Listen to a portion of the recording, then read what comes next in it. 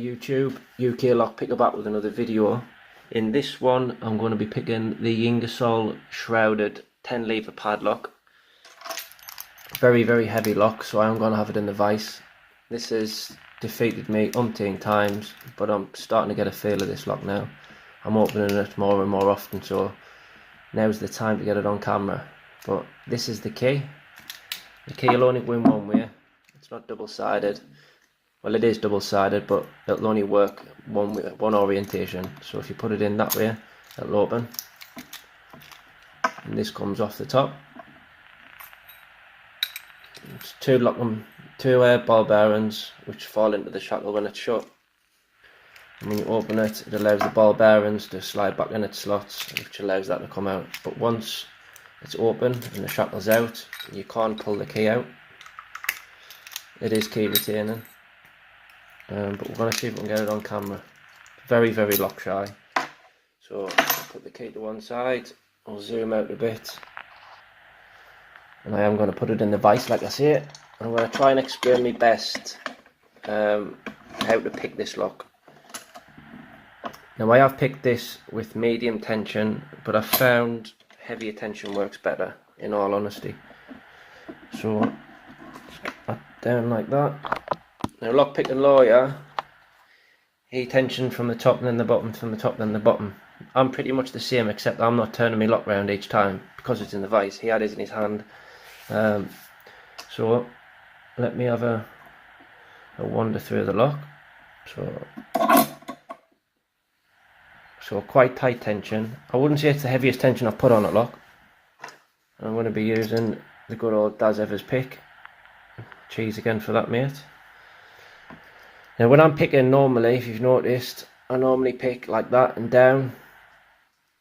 What I'm going to do this time is lever off the opposite side to where I'm picking. So if I'm picking this side, I'm going to lever off that. That's just for extra control, because with you having a lot of tension on, you can overset the levers. And I'll explain what the lever feels like when one is set. So all you do is tension one side of the lock, feel through the levers, pushing down on each one. So one there is springy, two, it'll bind. I can feel it's going to bind. So I hope you can hear it. So if I push down on two, increase the tension and lever off the top tension wrench, just for extra control.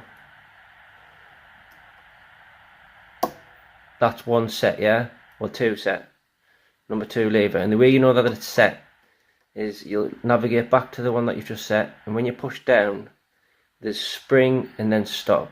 Spring, stop. Spring, stop. That's a set lever basically. And what that is, inside of here there's a sidebar, which when you put the key in, it lines up the same shape as the sidebar through the centre of the lock, which then allows the sidebar to retract inside the actual levers, which I'll show you when I get it on camera if it picks. This is my first attempt tonight, so wish me luck. So once I've set one of the levers on one side, I'm still going to go through and check the others. So 3 is binding, so I'm going to increase the tension slightly, and then I'm going to check it to see if it's got that little bit of spring. So spring, stop, see? Move on to 4, nothing, and 5 is springy. I'm going to try 1 while I'm here. I've got a little bit of feedback down here, but that's nowhere near ready to set. You'll really know it's ready to set because it practically feels stiff. So I'm just going to nip that tension wrench in the bottom end. Still keeping the tension on because these will reset sometimes without you even knowing. And then you have to reset a thou or a couple of thou, and then that sidebar is not going to be able to retract until that's picked properly. So the same again, lever off the bottom and just navigate through. So number 1, that's binding, so we're going to just nip that up. If it gets up and it starts to get slack, leave it, go on to the next one. You want a dead cert every time. So number 2 is binding. I had a little click off that, and if you do the little test, spring, stop, and you'll do that all the way through. So 3 is loose, 4 is loose, 5 is stiff, and I believe he is set. So Let's go back to the front and just check number 1. See if he wants to play a ball. He doesn't. The vice has just come loose because it's rubbish. I need a new vice, a nice fancy one that I see everyone using. I think I've got a good suction there. So top ones I'm not getting no feedback, so let's... Sorry, did I just switch that? I can't remember now, let's just feel. So 2 did reset just slightly, but he's back in its position. 3 is still set. 4 feels set. Now I'm on 5, not getting nothing. Right, I can't get at this one here because I haven't got a deep enough hook. So what I'm going to have to do is swap back round to get at 1. So I'm going to go on 1 just to give it a little tap. He's still springy. 2 still set. 3 set. 4 was tight a little bit, so it was binding slightly, but when I pushed it, it lost its tension, so I'm leaving it. 5.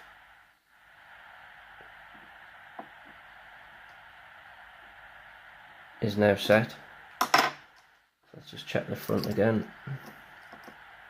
So I'm on 1. He's went stiff, so I am going to try to set him this time. Nah.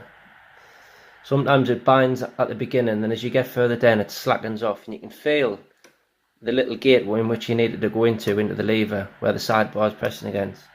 But that one's you need to leave for a second more. I'm going to go back up to the top again, using the tension wrench to lever up off of. So I'm going to try number 1. 1 still set. 2 had fell down slightly as you heard the little click. He's set now.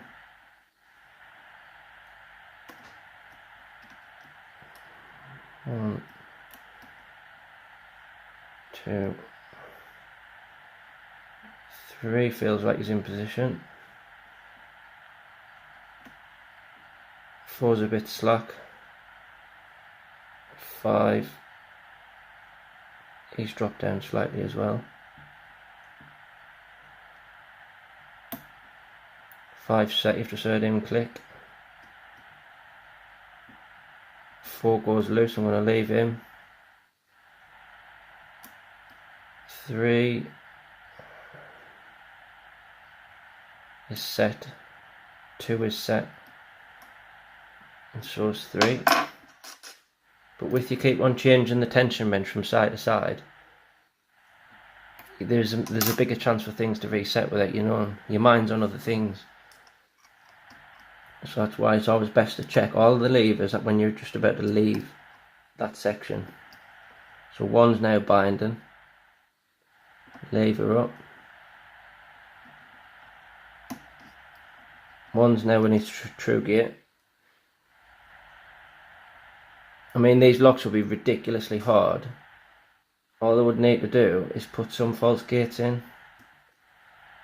4's binding. 4's in its position.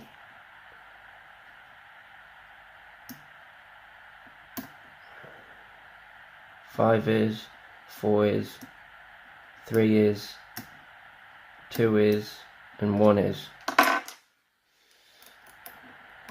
Right. Before I pick the last lever, I want to go through and check to see if all of them are set. If they are, a bonus for me. But I'm going to see if I can call the last lever that I pick, so it'll open. It's just a little bit of a game to spice things up. 1 set, 2 set, 3 I'm not sure, 4 feels set.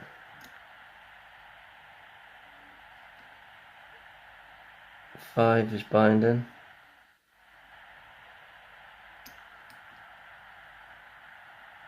4 set. 3 set. 2 set. 1 felt set. So back down the bottom row just to double check them bad boys. 4, sorry, 5, 4, 3, 2, 1 up just about mark on. I'm a couple of levers away, so I'm going to see it.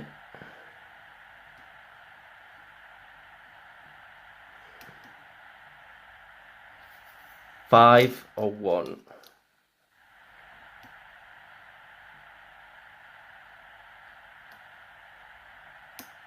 Five is definitely set by 4.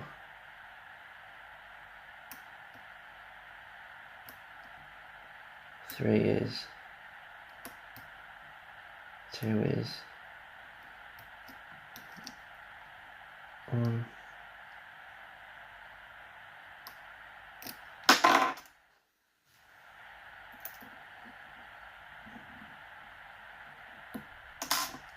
Right, I'll call it this time. So 1 set, 2, 3, 4 is. I'm going to say 5, the lever I'm on now. I feel it go. It was wrong. 4, 3, 2, 1.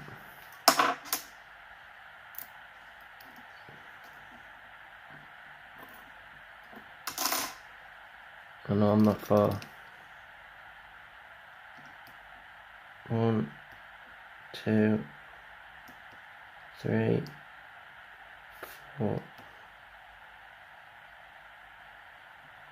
It's got to be one of these.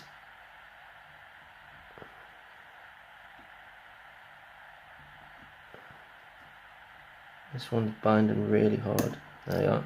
That's the open. I knew I wasn't far off. I did honestly think I had 5 set there, which would have definitely left 5 as being the last lever. But anyway, it's a milestone in my picking shindigs.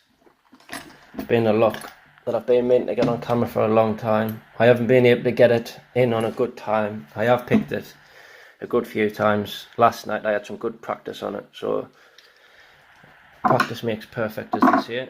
But the lock is open, so we're going to gut it on camera for you. Now down there, you're not going to be able to see, but there's 2 screws either side. Some of you might have seen the inside of this the last time I did it on, well, the opening on Facebook, but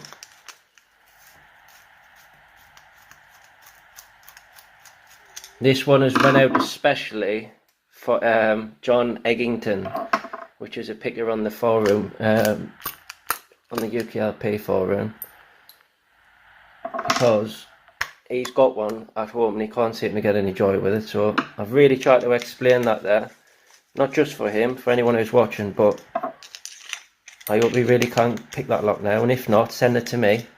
I'd love to have a bash at it. I did this last time. Where's the key?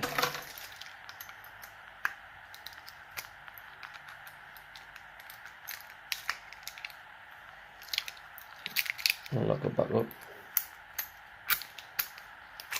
Yeah. Couple of ball bearings dropped out. So in here, when you put the key in, it lines the groove up along there. Hopefully you can get a good picture of this. Right, so along here. Now, as Lockpicking Lawyer says, the tolerances aren't that great because it's not a perfectly straight line. But it's still a very difficult lock to pick. This is a rubber ring that runs all the way around. And I think the back end you would call out an actuator, which moves the ball bearings, lets them come in and out. This top bit here is the sidebar, which when the key's in and all of these are aligned properly, it allows this to go in fully. If not, I guess that's going to be sitting in a groove, which is actually in here, which you can see there. Let me find it. Yeah, so it'll sit, correct us if I'm wrong, but it'll sit in this section here. You'll not be able to open it because the sidebar wouldn't be able to retract, so it'll be sitting something like that, I think. And then once the key's in, or you've picked all to the right levers to line them all up, then that would be able to go in. Now without the key in, it looks something like that. So you can see all of the levers are mismatched. So there's a gate there, there's a gate there. So obviously nothing can run through there straight. Now when you're picking, you're moving the picks. If you put a little bit of tension on there, when you're picking, you're looking for the bind and lever, and eventually you'll line it up with the bottom of this, and then this sidebar will drop straight into that gap and allowing you to open the lock and turn the key wheel. So that's the inside of it. Let's see if I can get a better picture. So there, that will be a gate there. That will be another gate. That will be another gate, and you're looking to pick these, spin them round until you get them all in a straight line. And when the key goes in, just to see the lock operate, you can see slowly that the discs move. They're the levers, sorry, backwards and forwards. I don't know if you've got that in there, yeah. Start again. You can see them moving individually as you push the key in until you form a straight line. Straight line is right across there, which allows that bit there to slot so that sits beneath the actual bit that turns. So that's the Ingersoll. I think it's the 700 series SPP'd on camera finally. Daz, thank you very much for this, my mate. That blue and white pick that some of you would have seen the other day, that one's now going to Daz Evers. That'll be going to you on Saturday. But apart from that, I'm not going to put the lock back together because I'm sure most of the people who's in Lockspot can put it back together.